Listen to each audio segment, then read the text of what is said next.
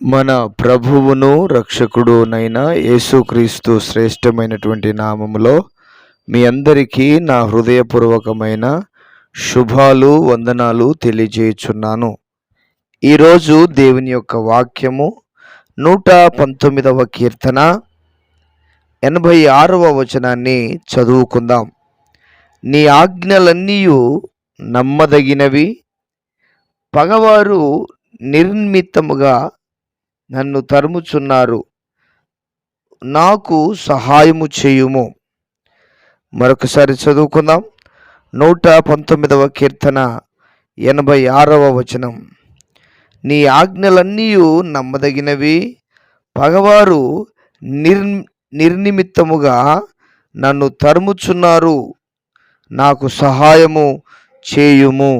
దేవుని పరిశుద్ధమైన ఘనమైన శ్రేష్టమైనటువంటి నామమంతటిని బట్టి మహిమ కలుగునుగాక. చదవబడిన దేవుని లేఖనమును జ్ఞాపకం చేసుకుందాం. ప్రియులారా, దావీదును గురించి మనము ఎన్ని చెప్పుకున్నా అవి తక్కువే అని జ్ఞాపకం చేస్తూ ఉన్నాను.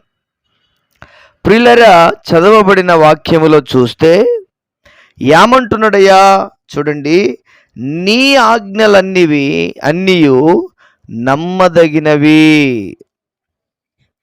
దేవుని ఆజ్ఞలన్నీ కూడా నమ్మదగినవి అన్న సంగతిని ఇక్కడ మనకు జ్ఞాపకం చేస్తూ ఉన్నాడు. ప్రియమైన దేవుని బిడ్డలారా, మనుష్యులు నమ్మదగిన వారు కారు. మనుషుల యొక్క మాటలు, మనుషుల యొక్క ప్రమాణాలు, మనుషుల యొక్క దేవుని బిడ్డలారా ఆలోచనలు నమ్మదగినవి కాదు, కానీ దేవుని ఆజ్ఞలు నమ్మదగినవి. ఎంతవరకైనా దేవుని ఆజ్ఞను మనం నమ్మవచ్చును. చచ్చిపోయే వ్యక్తిని గురించి కూడా దేవుడు మాట్లాడితే ఆ మాటను కూడా మనం నమ్మవచ్చు. నా ప్రియమైనటువంటి దేవుని బిడ్డలారా, ఆయన ఆజ్ఞలు నమ్మదగినటువంటి ఆజ్ఞలు దేవుని యొక్క మాటలో నుంచి వచ్చినటువంటివి, ఆయన నోటిలో నుంచి వచ్చినటువంటివి, ఆయన యొక్క పెదవుల గుండా వచ్చినటువంటివి. ప్రియమైన దేవుని బిడ్డలారా, దేవుడు తన ఆజ్ఞల విషయంలో జాగు చేయువాడు కాదు, కానీ దేవుడు తన ఆజ్ఞల విషయంలో ప్రియమైన దేవుని బిడ్డలారా ఆజ్ఞ ఇచ్చి మాట తప్పేవాడు కాదు, కానీ ఆయన నెరవేర్చడానికి శక్తి కలిగిన దేవుడు అనే సత్యాన్ని జ్ఞాపకం చేసుకుందాం. ప్రియులారా, అనేక వాగ్దానాలు బైబిల్లో మనకు కనపడుతున్నాయి. అవి ఎన్ని వాగ్దానాలు అయినప్పటికీ అవన్నీ కూడా అవును అన్నట్టుగానే ఉన్నవి.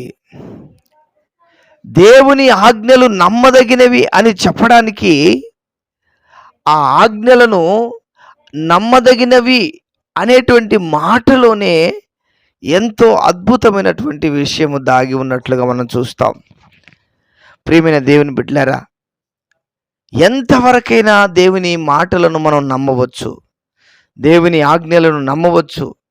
అవి మనుషుల మాటలైతే కాదు, కానీ దైవ సంబంధమైనటువంటి దేవుని మాటలు అనే సత్యాన్ని మనం గుర్తుపెట్టుకోవాలి.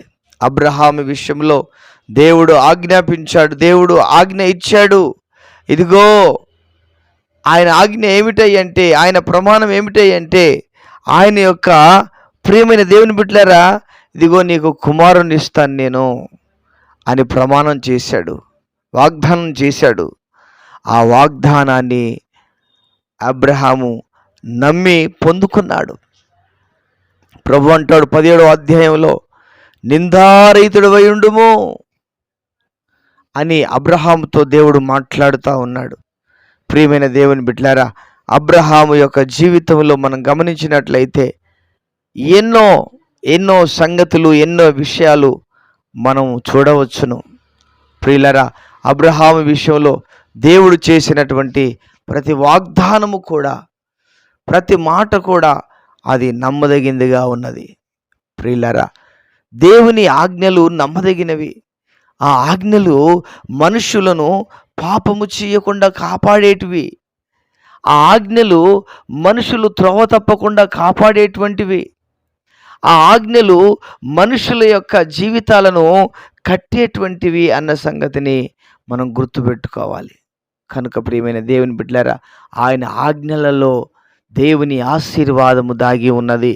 ఆయన కట్టడలలో దేవుని ఆశీర్వాదం దాగి ఉన్నది. ఎప్పుడైతే అబ్రహామును నీ ఇంటిని నీ సమస్తాన్ని వదిలిపెట్టి రమ్మని ప్రభు చెప్పాడో, అబ్రహాము ఆ మాటకు అనగా ఆ ఆజ్ఞకు లోబడ్డాడు.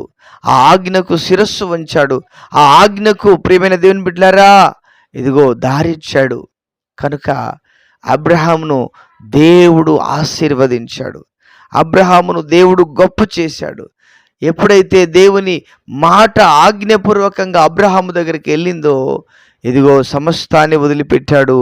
దేవుడు చూపించేటువంటి ప్రదేశానికి, దేవుడు చూపించేటువంటి దేశములోనికి అబ్రహాం రావడం జరిగింది. కనుక ప్రియమైన దేవుని బిడ్డలారా, దేవుని యొక్క ఆజ్ఞలు అవి దీవెనతో నింపబడినటువంటివి. దేవుని యొక్క ఆజ్ఞలు అవి శక్తితో నింపబడినటువంటివి. దేవుని యొక్క ఆజ్ఞలు అవి క్రియ చేయగలిగినటువంటివి. ఎవరైతే దేవుని ఆజ్ఞల అనుసారంగా వాక్యానుసారముగా జీవించడం ప్రారంభిస్తారో ఆ ఆజ్ఞలు వారిని ఆశీర్వదించడం ప్రారంభిస్తాయి. హల్లెలూయా.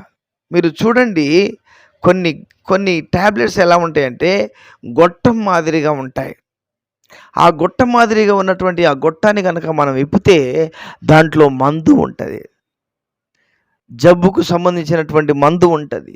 అదేవిధంగా మన జీవితాలలో కూడా దేవుని ఆజ్ఞల్లో సమస్తము కూడా దాగి ఉన్నది. మనకి ఏది కావాలో, మనం ఎలా జీవించాలో, మనం ఎలా బ్రతకాలో అన్నీ కూడా ఆయన ఆజ్ఞలో దాగి ఉన్నాయి. ఆయన ఆజ్ఞలో మిళితమై ఉన్నాయి. కనుక ప్రియమైన దేవుని బిడ్డలారా, ఆ నమ్మదగినటువంటి ఆజ్ఞలను మనం విశ్వసించి ఆజ్ఞానుసారంగా నడిచి ప్రభు యొక్క రాకడలోనికి, రాజ్యములోనికి సిద్ధపడుదుముగాక. Amen, amen. ప్రార్థన. ప్రియుడవైన తండ్రి, విన్న వాక్యమును మా వినికిడిలో దీవించండి, ఆశీర్వదించండి. వింటున్న ప్రతి బిడ్డను, ప్రతి ఒక్కరిని పేరు పేరు వరుసన దీవించి మహిమ కలిగినటువంటి రాకడ కొరకు సిద్ధపరచండి.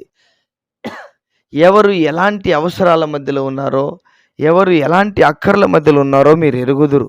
వారి అవసరాలు, వారి అక్కర్లు తీర్చి రాకడకు, రాజ్యానికి మమ్మల్ని అందరినీ సిద్ధపరచుమని వందనాలు చెల్లిస్తూ యేసు ఘనమైన నామంలో ప్రార్థన చేసి వేడుచున్నాము తండ్రి. ఆమెన్. దేవుడు మనందరినీ దీవించి ఆశీర్వదించునుగాక. Amen, amen.